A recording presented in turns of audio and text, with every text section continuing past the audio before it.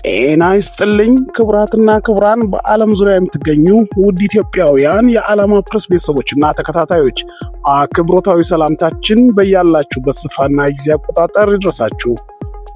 በዛሬው ዘገባችን ባለፉት ቀናት በአማራ ክልል ደቡብ ወሎ ዞን ቦረና ወረዳ በአባይ ወንዝ ዳርቻ በሚገኘው የአባይ ገዳመ አስቄጥስ አቡነ አረጋዊና ቅድስት አርሴማ አንድነት ገዳም ላይ ስለተፈጸመው አሰቃቂ የድሮን ጥቃት ስንዘግብ መቆየታችን ይታወሳል። አሁን በደረሰን መረጃ የኢትዮጵያ ኦርቶዶክስ ተዋሕዶ ቤተክርስቲያን ድርጊቱ መፈጸሙን በይፋ አረጋግጣለች። ጥቃቱ ዘግናኝና አሰቃቂ ሲል የገለጸው የደቡብ ወሎ ሀገረ ስብከት በንጹሐን መነኮሳት ላይ የደረሰውን እልቂት ይፋ አድርጓል።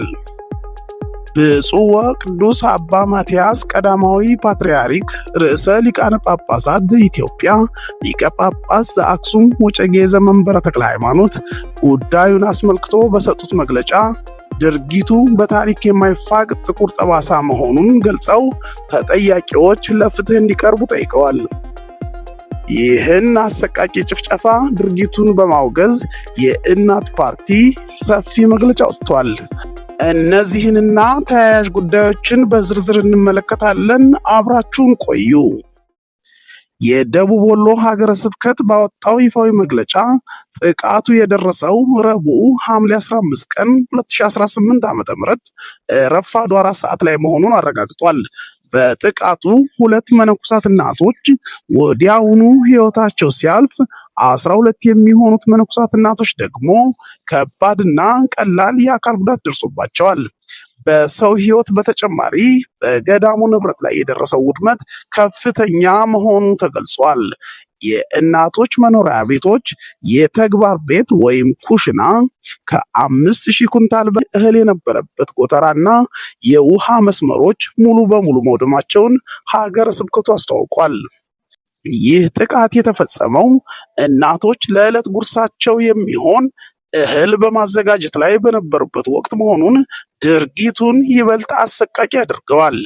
ይህ በእንዲህ እንዳለ ብፁዕ ቅዱስ አቡነ ማትያስ ፓትርያርክ ርዕሰ ሊቃነ ጳጳሳት ዘኢትዮጵያ በጉዳዩ ላይ ባስተላለፉት መልእክት ጥቃቱን በጽኑ አውግዘዋል። ቅዱስነታቸው ድርጊቱን በታሪክ የሚቀመጥ አሳፋሪ ድርጊት ሲሉ የገለጹ ሲሆን ዓለምን ትተው በጸሎት የሚኖሩ መነኮሳት ላይ እንዲህ ያለ ጥቃት መፈጸሙ በእግዚአብሔር ዘንድ የተጠላ መሆኑን ገልጸዋል። ፓትርያርኩ አክለውም የሚመለከታቸው የመንግስት አካላት ለጉዳዩ ትኩረት እንዲሰጡና ይህን ዘግናኝ ጥቃት የፈጸሙ አካላት ተለይተው ለሕግ እንዲቀርቡ ለገዳሙም ተገቢው ካሳ እንዲሰጥ በጥብቅ አሳስበዋል። ከዚህ ጋር ተያይዞ የእናት ፓርቲ በገዳማውያን ላይ የደረሰው አሰቃቂ ጭፍጨፋ አስመልክቶ ድርጊቱን በመኮነንና በማውገዝ ሰፊ መግለጫ አውጥቷል።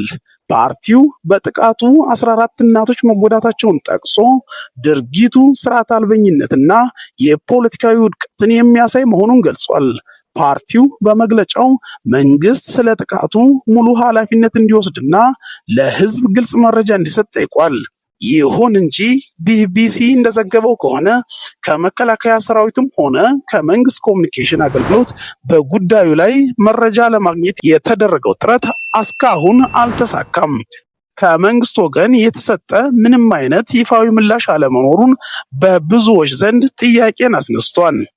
ይህ አሰቃቂ የገዳማውያን እልቂት የኢትዮጵያ ኦርቶዶክስ ተዋሕዶ ቤተክርስቲያን ከፍተኛ አመራሮችና ምዕመናን ላይ ከፍተኛ ሐዘንና ቁጭት ውስጥ እንዲገኙ አድርጓል። ሀገረ ስብከቱ እንዲህ አይነት ድርጊት ዳግም እንዳይከሰት መንግስት በትኩረት እንዲያስብበት ጠይቋል። ከዚህ ጋር ተያይዞ አንዳንድ የቤተ ክርስቲያን መምህራንና ተቆርቋሪዎች እውነት እንጂ መግለጫ አርነት አያወጣም፣ እውነት ጨለማን ይገፋል፣ ሐሰትን ያርቃል፣ አርነት ያወጣል፣ ሰላምን ይሰጣል ሲሉ በተከታታይነት እየደረሰ ያለውን የቤተ ክርስቲያንና የምዕመናን ጉዳት ለማስቆም ከመግለጫ የዘለለ ትግል እንደሚያስፈልግ እየጠቆሙ ይገኛሉ። እኛም ጉዳዩን በቅርበት መከታተላችን እንቀጥላለን። አዳዲስ መረጃዎች ከመንግስትም ሆነ ከሌሎች አካላት ሲወጡ ወዲያውኑ ለእናንተ የምናደርስ ይሆናል።